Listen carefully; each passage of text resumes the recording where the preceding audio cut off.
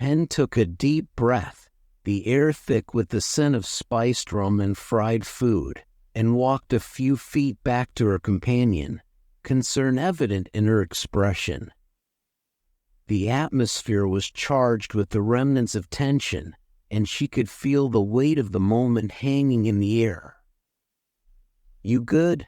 she asked softly, searching Gareth's face for any signs of lingering distress. "Yeah, I'm fine," he replied, trying to sound more confident than he felt. "A little shaken, but I've had a bit of practice dealing with that lately, so," he trailed off, his voice barely masking the uncertainty that lurked beneath his words. Just then, Chips, the bar's jovial owner, made his way back from a table on the other side of the bar, his broad grin infectious. "No need to worry, little fella. You weren't in any danger. Nothing happens in my bar that I don't want to happen. Those spacer squirts are all talk anyway." His laughter bubbled up, as if trying to dissolve the remnants of tension. "I appreciate it," Penn said, grateful for Chip's reassurance. She glanced around the bar, where patrons began to reclaim their seats, laughter and chatter slowly returning to the room. After a long moment, Penn cleared her throat, feeling the need to break the lingering heaviness. "Well, it was nice to see you, Chips. It might be some time until I come back around, so you take care, yeah?" "You too, Penn. You'll always have a chair here whenever you come through." "Same to you, Mr. Gareth. Hell, I've been seeing more and more folks like you lately. Maybe next time I'll have something you can actually drink," he chuckled, a twinkle in his eye, his warmth wrapping around them like a comforting blanket. "That means a great deal to me." "I wish you well," Gareth added sincerely, feeling a swell of gratitude for the easy camaraderie that Chips fostered in his establishment. As they exited the bar, Gareth's gaze fell on three spacers loitering at the alleyway's far end, their raucous laughter cutting through the pleasant atmosphere outside. He expected to see a hint of menace in Penn's demeanor, but when he turned to look at her, she merely glanced at them, her expression unreadable, as if she were lost in thought. Their walk back to the main floors was filled with a comfortable silence. Gareth felt no need to fill the air with conversation. Instead, he took in the surroundings, enjoying the gradual shift in architecture from the rustic charm of the bar to the sleek lines of modern structures. He noted how the vibrant colors of neon signs clashed against the deep blues of the night sky, creating a surreal ambience. However, this contentment was abruptly interrupted when an elderly woman caught their attention as they approached. She croaked, her voice raspy yet clear, the words seemingly pulled from the depths of her being. "Don't worry, child. You'll be fine." "What?" Penn paused, a curious frown knitting her brows together as she turned to the woman. Gareth glanced around, half expecting her to be speaking to someone else, but it was just the three of them.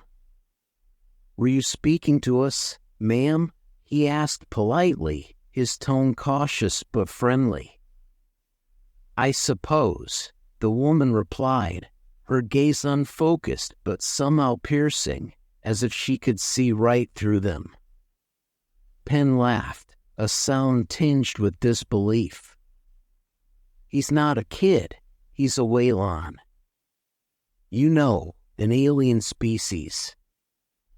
She crossed her arms, intrigued yet wary of the woman's cryptic aura. The woman's gaze remained steady, an eerie calmness enveloping her. "Well, that part was directed at you, young girl," she said, her voice almost a whisper, yet heavy with meaning. "All right?" "I haven't been called that in a while." "Are you okay?" Penn asked, her initial skepticism softening into genuine concern as she studied the woman's wiry, unkempt gray hair and crooked posture. The fabric of her clothing seemed handmade, adorned with leather strips and colored glass beads instead of gold or silver. "Oh, I'm already past it.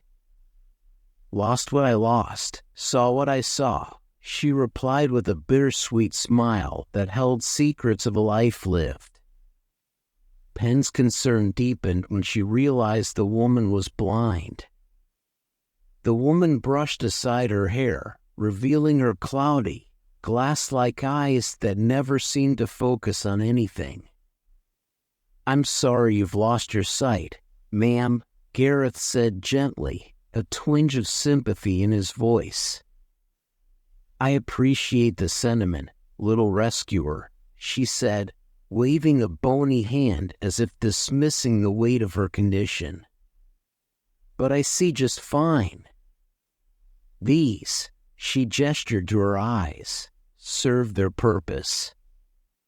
You'll be the same way, girl. You need what you need until you don't need it anymore.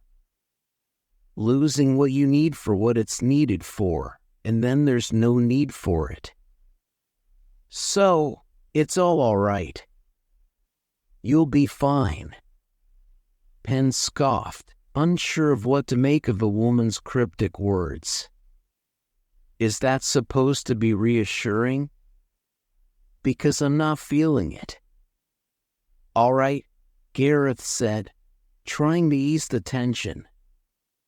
"I'm not sure I know what you mean." "Don't pay her any heed, Gar. She's a soothsayer," Penn interjected, a hint of sarcasm dripping from her voice. "A soothsayer?" Gareth repeated, intrigued, his eyebrows arching in curiosity. "A person who claims to see into the beyond or whatever." "Which is it, lady? Do you talk to the dead? Or is it future sight for you? Maybe starbeams shine cosmic knowledge upon you?" Penn shot back, a playful challenge in her tone. "Nothing so dramatic, young miss. I'm just a dumb blind old woman."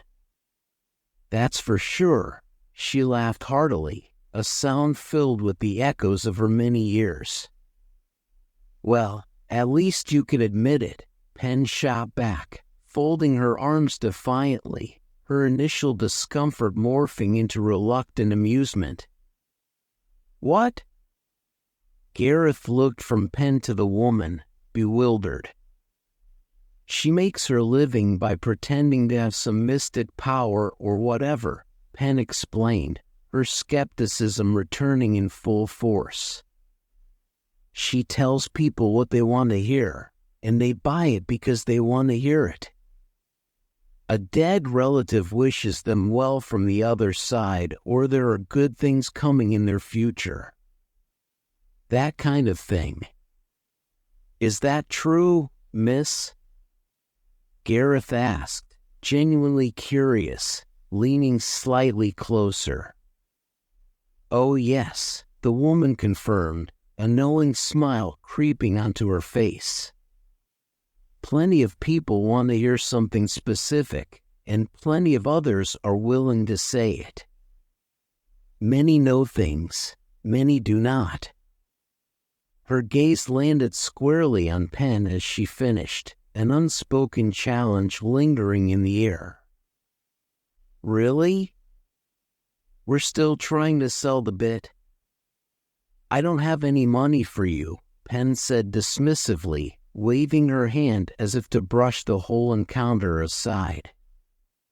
"Did I ask for money?" the woman replied, tilting her head in confusion, a smile dancing on her lips. Penn rolled her eyes. Whatever. I'm not interested in whatever fortune you're selling. But I've said what I wish too, and you have things to get to, instincts to listen to. Keep well, young miss. You too, little rescuer. The woman's voice held an undeniable weight, as if her words were etched into the fabric of fate itself. Right, Penn muttered, clearly unimpressed. The only instinct she was listening to was the one telling her this lady was full of nonsense. She began to walk off, eager to escape the peculiar encounter. Well, I'll be following my companion, but I apologize for her rudeness, and I wish you well, Gareth said, glancing back at the woman, sincerity etched across his features. Of course, dear, she replied, her voice trailing off into the distance as they walked away. As Gareth hurried to catch up with Penn, the woman called after him, her voice carrying an odd echo. Oh! Remember not to lock your arms. It'll hurt a hell of a lot less. Penn scoffed again and quickened her pace, a mix of irritation and confusion flooding her thoughts. Don't respond. She's just trying to pull you in. She was interesting, Gareth said, shaking his head as he caught up with her. That's one word for it, Penn replied dryly, her mind still spinning with the woman's cryptic words. The two fell into silence again as they approached the main open plaza, where Deeg and a few other crew members were gathered. The vibrant energy of the plaza contrasted sharply with the unease still lingering in Penn's chest. How are you two? Deeg asked, a friendly grin spreading across his face, his eagerness palpable. All right, Gareth replied. I got a very interesting look at human culture. A few aspects, actually. You'll have to share, Deeg said eagerly, his eyes sparkling with curiosity. I was quite fascinated to see how human technology fulfills the same needs as any other species, but its construction varies, as expected. I've always found it funny how every species curates its tech for its own comfort and ease of use. He trailed off, lost in thought, the wheels of his mind turning. Penn stopped listening, a chill running up her neck, slicing through the warmth of the plaza. She looked around, noticing the throngs of people moving through the area, laughing, chatting, and enjoying their time. She felt a sense of safety here, but it only deepened the weight of her unease. Penn? Deeg's voice broke through her thoughts, and she forced a smile, turning her attention back to him. Yeah? What's up? Everything is all right, I promise, he said, his tone soothing, as if sensing her discomfort. We're just waiting for Thwill and his team to come back with the final reports. I think they're almost done with the last inspections. We'll have the ship ready to launch soon. Good. I can't wait to leave this place behind, Penn admitted, a hint of longing creeping into her voice. Yeah, I understand, Gareth chimed in. It can get overwhelming out here. I think I'd much rather be on the ship, just the three of us, than here. You're not a fan of the people, huh? Penn teased, nudging him playfully with her elbow. Not especially, Gareth admitted with a laugh. But I'm trying to be more open-minded. I mean, look at what we just experienced, right? You can't find that kind of drama back on the ship. Yeah, well, I'll stick to the ship, thanks, Penn replied, scanning the crowd. Anyway, I think I'll head back. Just let me know when Thwill is back. Of course, Gareth replied, nodding. I'll make sure to keep you updated. Penn turned to walk away, the bustle of the plaza fading into the background. She wasn't sure if she felt better or worse, but her desire to return to the ship was stronger than ever. As she approached the cargo bay, her unease started to dissipate. The familiar surroundings of the ship brought a sense of comfort. However, as she crossed the threshold into the cargo bay, the weight of uncertainty settled back into her chest. Thwill approached her, a hint of admiration in his voice. Your people's technicians took a bit to get used to the unfamiliar design, but once they got going, they were as good as I've seen. Deeg says we're to jump away sooner rather than later. Yeah, Penn replied, still trying to shake off the last remnants of anxiety. You all right? Thwill asked, concern evident in his eyes as he studied her closely. Yeah. Tired, I guess. Maybe just eager to get going. I'm going to head to my room, but could you let me know when Deeg gets back? Certainly, Thwill assured her, his expression softening. Thanks. Penn walked through the cargo bay and into her room, rubbing her worry away as she went. She entered her room and sat down on her bed with enough force that her challenge coin slipped off her pillow and into the covers. Her challenge coin. Had she really left it out? That didn't seem right. She'd never placed it anywhere but her lockbox, and it always went straight from her hand back to its safe spot. Leaning over, she fished the coin out of the sheets, flipping it in her palm.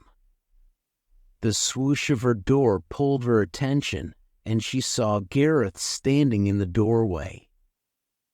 May I? He asked, gesturing to the space inside, his expression curious. Yeah, she replied, trying to push aside her unease. Deeg is extricating zealous Tunny T from an equally zealous group of biologists. I figured I'd check in. Make sure the lights are all green. Did I get that right? Gareth asked, a smile creeping onto his face. Yeah, Penn mumbled, brushing past the colloquialism. Hey, Gareth, did you take my challenge coin out of my lockbox and leave it on my bed? No! You know I'd never mess with your stuff without permission. Besides, when would I have been able to? We were together the whole time on the station, and before you ask, I highly doubt anyone else would just waltz in and do that. I know, it's just, Penn trailed off, flipping the coin again. The engraved three-headed dog looked back at her, worn and worried. But wait, was it chipped? It clicked. This was a Fireteam Cerberus Challenge coin. But it was not her Fireteam Cerberus Challenge coin. She shot up, racing over to her lockbox and throwing it open. There it sat, gleaming in the dim light. Slowly, she pulled her coin from the box and turned to Gareth, holding both coins up for him to see. Their attention shifted when the door opened again, and Deeg stepped inside, already speaking. "Thanks, Thwill. Hey, Pen, I know we should talk about a few things, but on the way back, I met a friend of yours. He had to sprint, but he wanted me to give you this little pager. He wanted to be able to talk, even if he couldn't do it in person.